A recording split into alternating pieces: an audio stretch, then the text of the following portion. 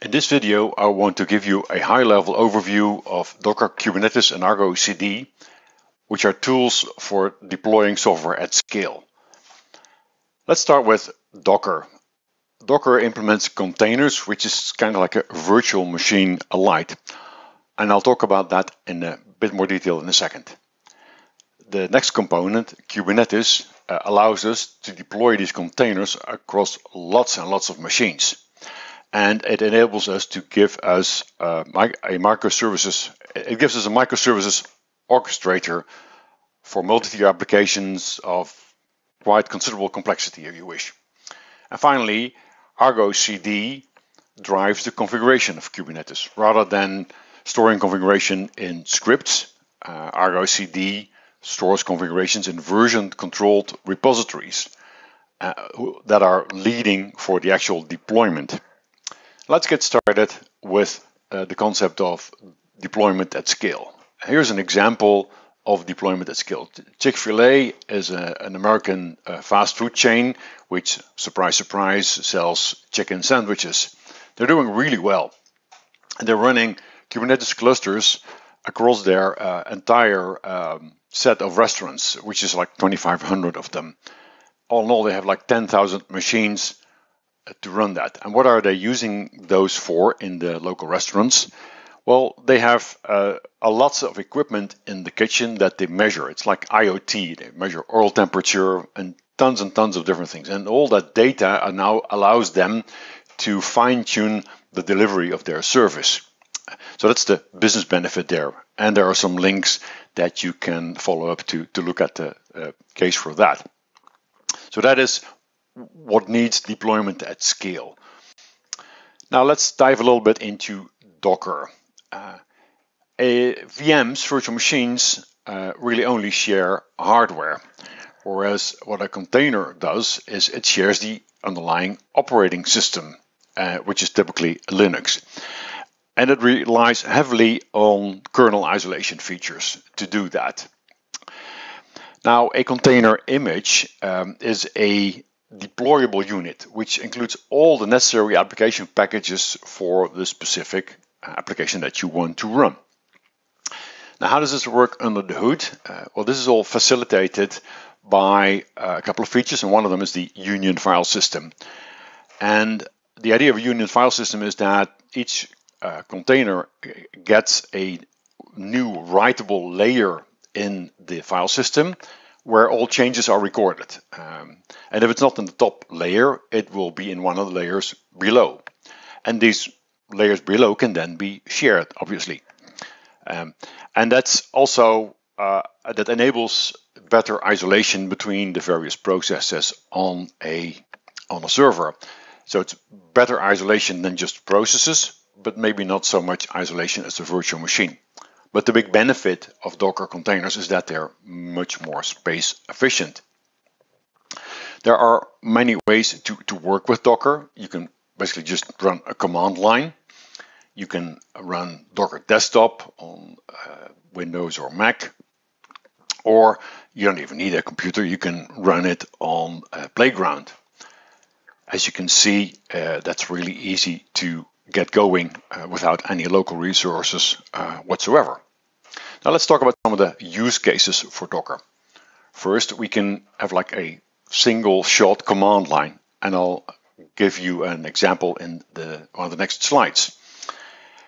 You could also run a web service or a microservice either on the developer's laptop or on a server, and it will be the same container image to deploy there. Another interesting use case that we find very relevant for speeding up developer productivity is to have a developer container that contains all the tools and versions that you need for a specific project. And again, I'll go into that in a bit more detail. Then finally, an example that I want to show you is that of a machine learning model or a trained model that you deploy as a container. Okay, let's go into the details. As you can see here, if I want to run nmap without locally installing, I could just run it as a container. And you'll see that it gives you the results that you want. If you run it twice, it doesn't need to pull it again, but you can sort of delete it and get the newest version quickly. So that's one use case, just replacing command lines without actually having to install the software locally. Another use case that I explained is run a microservice or a web server. In this particular case, we are running a WordPress application. This is a vanilla WordPress. Of course, your WordPress application could also be in a container or a set of containers. And this is nice to check on your local laptop, but you can also run it on a server or a set of servers, which we will get into in a second. Again, the command line I will put in the show notes.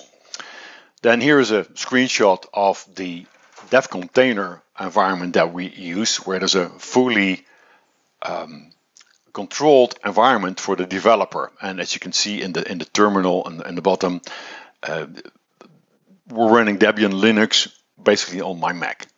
So that's a really controlled environment, and it doesn't pollute your laptop. I mean, if you're a developer, you're working on a couple of different projects, and you would install all the tools and different versions of the tools that are required for a specific project, your laptop soon starts to look like a public laboratory and smell like it too. The final example I want to demonstrate is deploying an AI model into a container. And this particular example is double duty, because what you do here is you run the container, and it is actually a capture the flag challenge. It runs a website, and you're supposed to hack into the website by manipulating or by feeding it information that will trick the AI model. So this is an example of how to hack an AI model. Really cute one. I love this one a lot. Let's move on to Kubernetes. What does Kubernetes manage? Well, first of all, it manages pods. And pods are like containers in a way, not completely true, but close enough. And that's the unit of scaling that you do. So for example, if you have a large website, you would need 3 database pods for the capacity and 10 web worker pods to handle all the web traffic. And you would then allocate these pods, or you would have Kubernetes allocate these pods over nodes. And nodes are like machines, and they're the unit of resourcing. Nodes are combined into clusters, which are then, of course, also managed by Kubernetes. And clusters can be any size from 1 to 3 to thousands of nodes. Kubernetes also manages a lot of other things like deployment services, networking, ingress, replica sets. There's a whole lot of stuff in there that I don't have the time to explain right now. And as a matter of fact, I don't think that there are people who understand all of that in all the details. But Kubernetes, in a way, is a canonical way of organizing IT resources. You could also look at it as a Swiss Army knife for deploying stuff on computers. And you would run then many applications, each having many pods and many services on that cluster.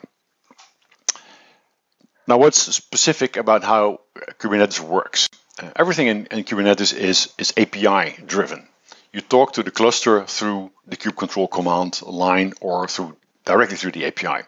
And you could say to the cluster, give me all the pods, give me a list of all the pods, or give me all the pods in a specific namespace. Give me the names of all the nodes that we have. Let's see what the capacity is. Or apply a specific deployment file. And Kubernetes will then apply that file. Now, the specific thing about Kubernetes is that deployment is mostly declarative. Now, what does that mean, declarative? Rather than saying, I run a command, which gives a result, I'm going to tell the cluster, here's my target state. Here's what I want the target state to look like. Please make it happen. And Kubernetes will then look at the current state and the target state, and then tries to match that, or to change one into the other. Now, the difference between declarative and imperative is that if I would tell a computer or a VM environment, create this specific machine for me, then if it's a command line, you'll get 2 of those machines if you run the command line twice. If you state it in a declarative way, the second time around, the system will say, well, this is the machine you want. We already have it. What else do you want?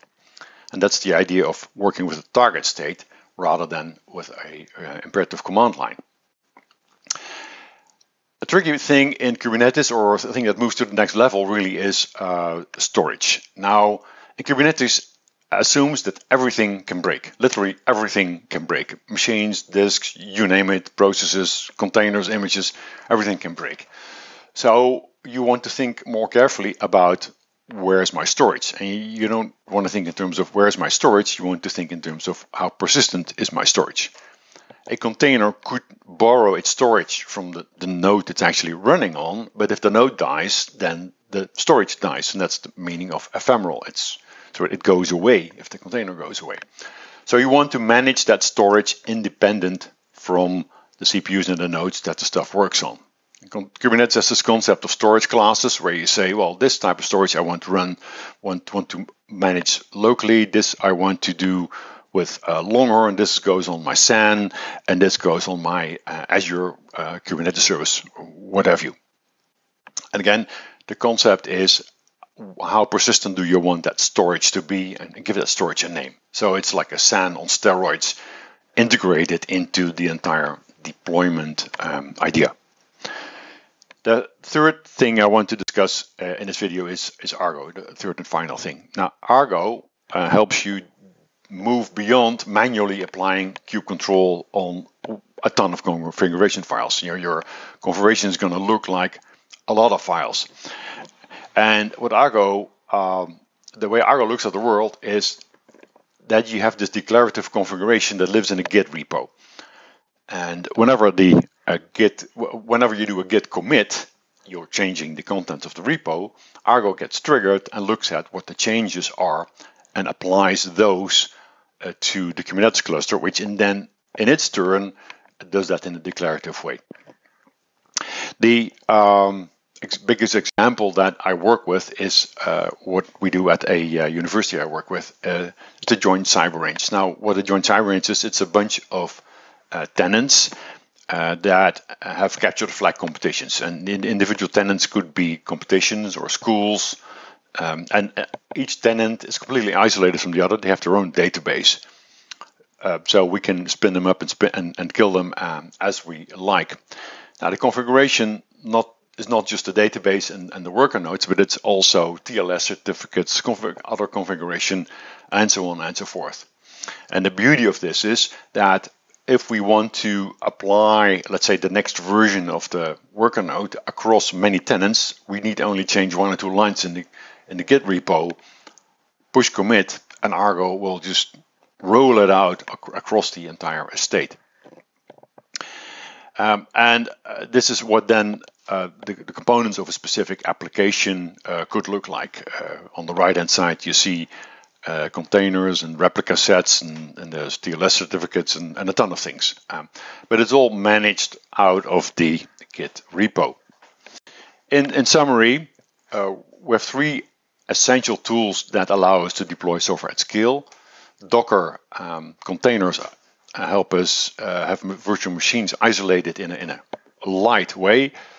Kubernetes helps us orchestrate these across many nodes, and Argo helps us to drive all of that from a completely version controlled configuration description. Thanks for watching, and look at the show notes for more details.